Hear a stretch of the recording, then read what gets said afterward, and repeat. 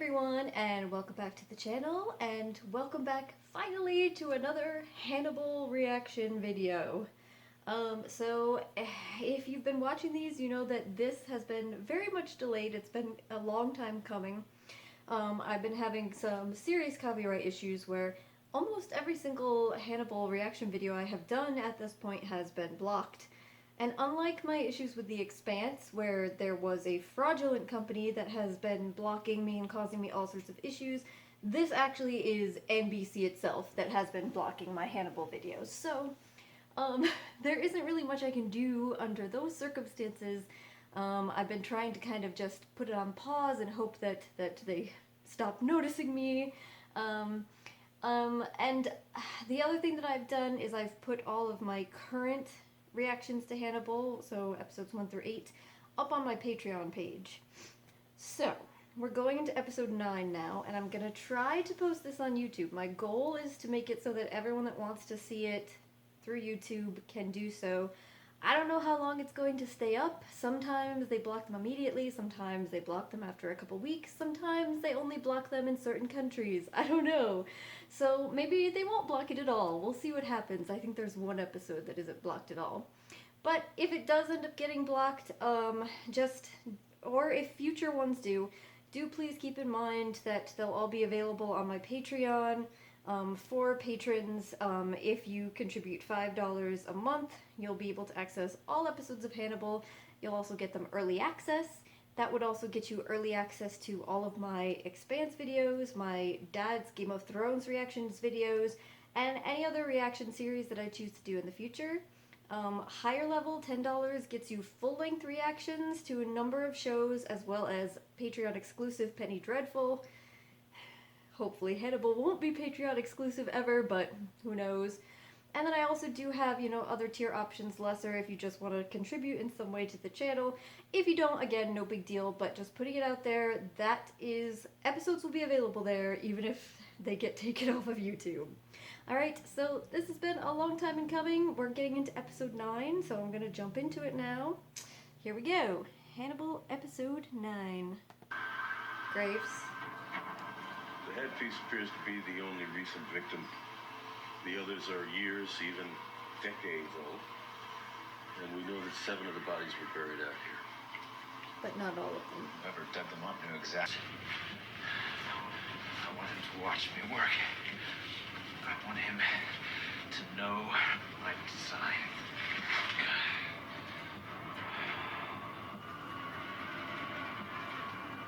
Sadism.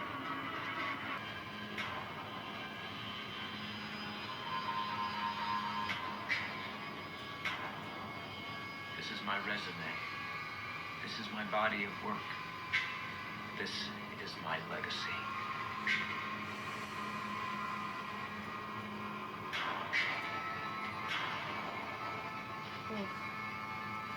Wait. How did he get there? Oh shit, he doesn't know either. Well, I wasn't expecting you. Been doing some counting of what's important in my life and what isn't. You are important, Abigail. Aww. Just because you killed my dad doesn't mean you get to be him. Abigail. You've been through a Jeez, traumatic Abigail. event. No one more traumatized than you, Abigail, but we went through it together. But you write about all of us. I don't need your permission. And you don't need our Yeah, approval. Abigail, But I hope it you will mean something.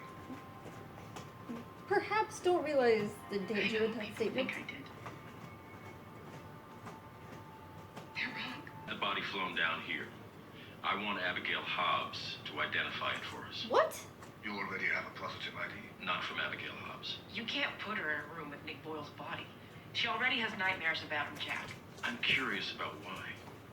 You can't think that she has something to do with this. I think Abigail Hobbs Well- is the common denominator between her father, Marissa Shore, I mean, and he's Nicholas right Boyle. They about all go Nicholas back to Abigail. Boyle and Abigail My instincts tell me that connection, Abigail but, has answers that we have not heard. What are the questions, Jack? but it Let's seems start pretty with where she goes unprofessional. when she climbs the walls of the psychiatric facility. Maybe she's meeting Nicholas Boyle. None of us know what was really going on between them. I want to go on Hannibal. record as saying that this is a very bad idea. Hannibal? Jack has to look of a man with no interest in any opinion but his own. I want you to observe on this, Alana. You're putting Abigail in the room with the body. I want to be there. Sorry, Will. I am not confident with your ability to be objective about Abigail Hobbs right now. What about your ability to be objective, Jack? It's so hard because he's kind of right? He's kind of right, but his methods, Jack's methods. He could do Abigail irreparable damage exposing her to this. Perhaps she's stronger than we think. But I didn't. I survived. Dr. Blue, Dr. Lecter saved my life. He saved me from him.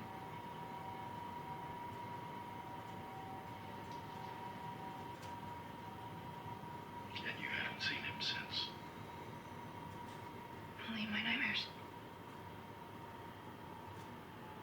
Are we done?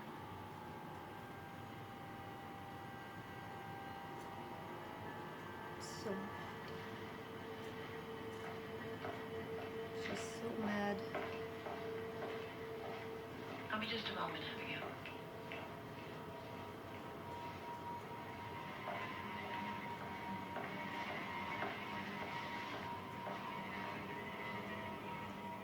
You believe her? I think Abigail Hobbs is damaged. There is something. She's using every ounce of that strength to keep buried, but it's not the murder of Nicholas Boyle, Jack. What makes you so sure? Because any reservations I have about Abigail don't extend to Hannibal. Oh, that There's no made Jack reason to think. lie about any of this. Well, you see that look in Jack's face there? Either we're killing Nick or you helping me hide the body. There's always an addendum. FBI already asked their questions. I answered them. I passed. You passed. With Jack Crawford's attention. You're right. I opened the door. I can't control what comes through it, but this time I could control when. I'm not afraid of them finding Nicholas Boyle anymore. He's been found. You betrayed my trust. You jeopardized my life as well as your own. I deserve more than that. I need to trust you, Abigail. What if I can't? Do I tell your story? Did Joel Summers remember his father? Not anymore. Did you have an affair with Eleanor Marshall before you murdered her? From your silence, I'm going to take that as a yes. He was your son, Joel Summers. What? You thought the woman you loved was having Fletcher Marshall's baby when she should have been having yours, but you got it the wrong way round. Eleanor chose to raise him as Fletcher Marshall's child rather than yours. So maybe she saw what's in your heart. You didn't secure your legacy, Mr. Wells. You murdered it. In fact, your one act as a father was to destroy your son. Well, at least there's some sort of poetic justice in the fact that he has to live with that for whatever is. But that night is true, except the end. Nicholas Boyle attacked us. Abigail's only crime was to defend herself, and I lied about it. Why? You know why? Because Jack Crawford would hang her for what her father's done. And the world would burn Abigail in his place. That would be the story. That would be what Freddie Lounge writes.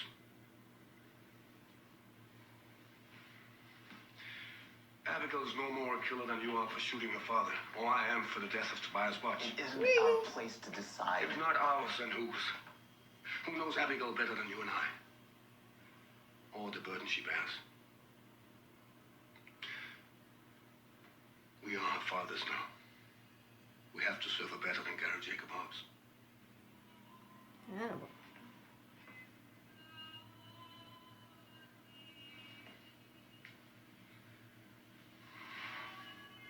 If you go to Jack, then you murder Abigail's future.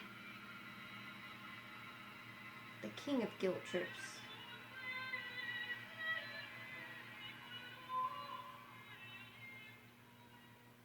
Do I need to call my lawyer, Will?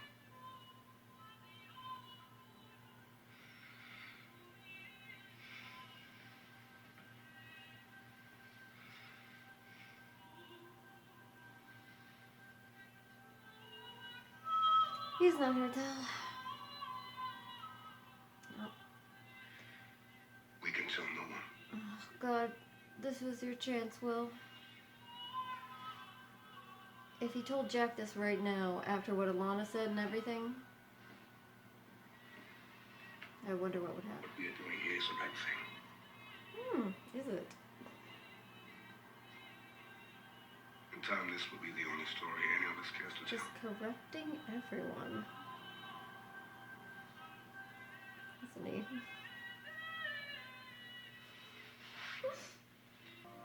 Even to yourself.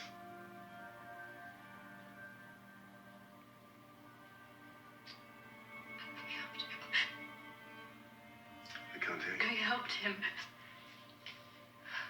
I knew what my father was. I knew what he did. I knew.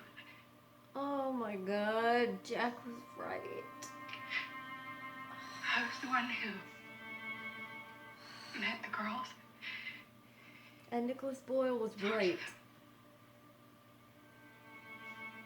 Laughed and joked. You think Hannibal knew this? He sensed Where it? they lived. Where they were going when they'd be alone.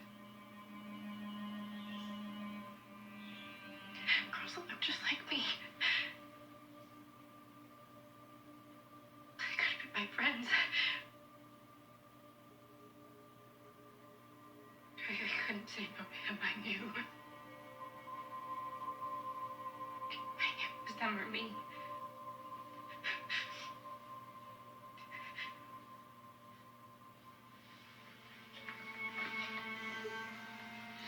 Well, he's got her completely now, doesn't he?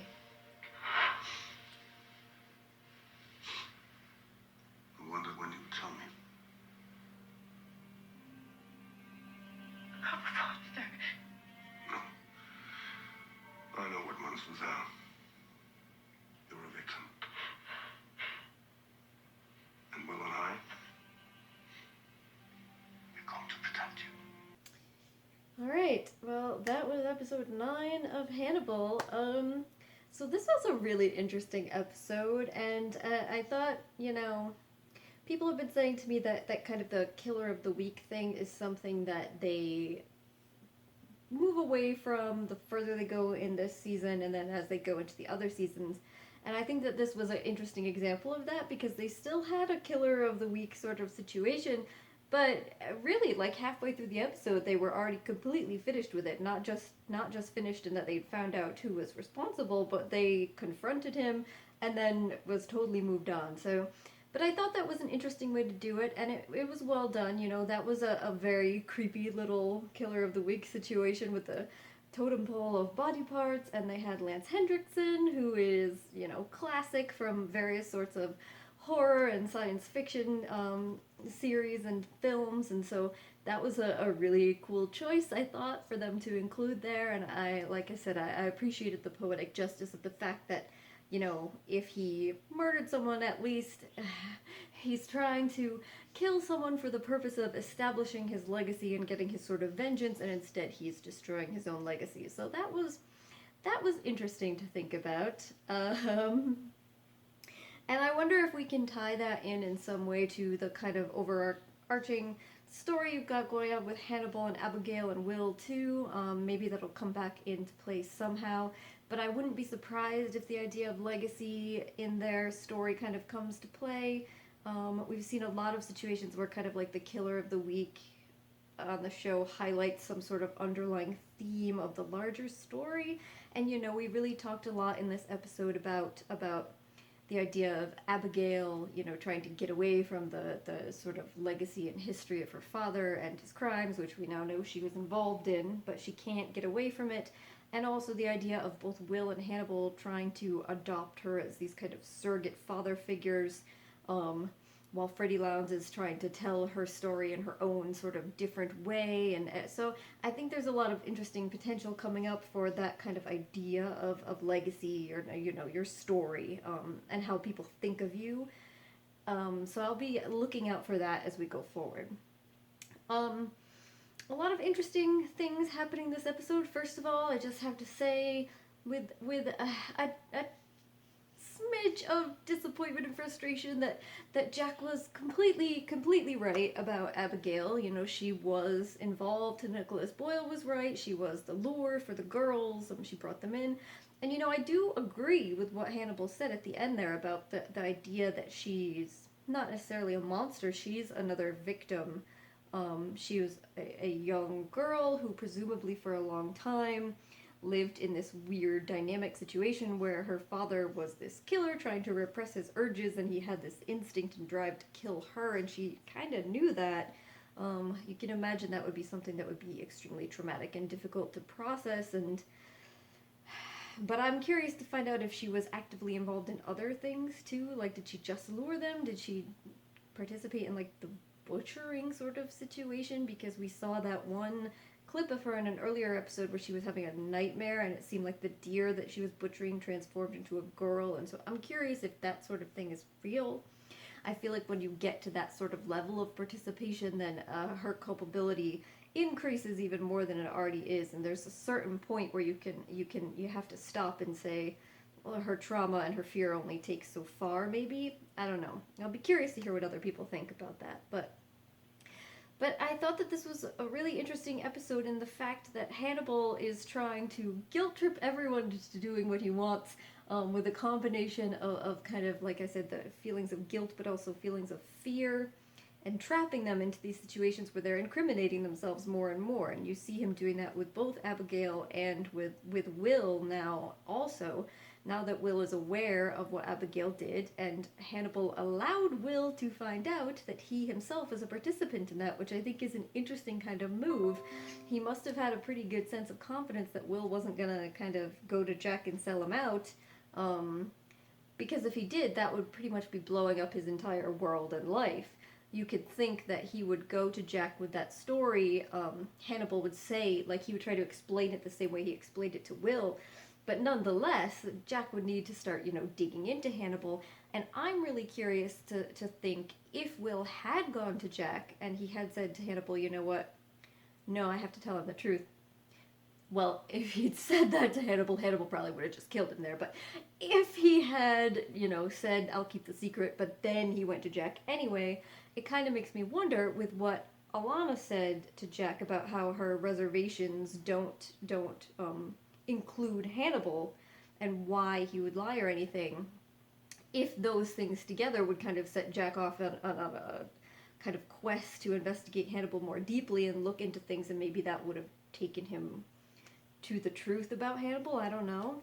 It seemed like Jack even had a little bit of a moment there where Alana brought that up, where he's kind of thinking about Hannibal and curious, because that is an idea that really, for him to accept that Hannibal is just being honest and wouldn't lie about something like that, he'd also have to believe that he himself was just straight up wrong about Abigail, and he clearly doesn't think that to be the case.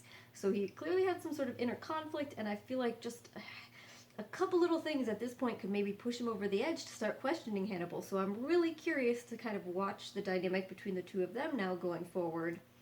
As well as, you know, with Will, because Hannibal obviously is playing a very dangerous game with him.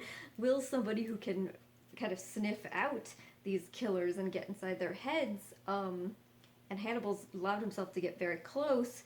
You kind of wonder, you know, at what point is Will going to stop being kind of blind, and to the subtle things that are going on in his head, you know, where he sees like the stag and stuff. When are they going to come to the surface and to fruition? So I'll be very curious again to see in the last few episodes of the season how this all progresses and comes to a head. You know, is anyone really going to start to be suspicious of Hannibal for real? Either Will or Jack or both? Is Abigail going to I don't know, be in immediate danger from Hannibal if Jack starts to think more about Abigail? You know, Hannibal's not going to want Abigail to reveal anything to Jack or Freddie Lowndes or anything. He's very much trying to coerce her, and even to the point of, it sounds like he's actively threatening her without saying those words. You know, is he going to be able to keep her in check? And like I said, it feels like everyone's on a tightrope balancing line, where just a slight misstep could lead to all the dominoes tumbling down. So very exciting, and I'm glad to be back watching the show. So I think I'm going to wrap it up there. If you have questions or comments, please do leave them down below. Otherwise, I'll just say thank you very much for joining me today, and hopefully I'll see you next time. Bye.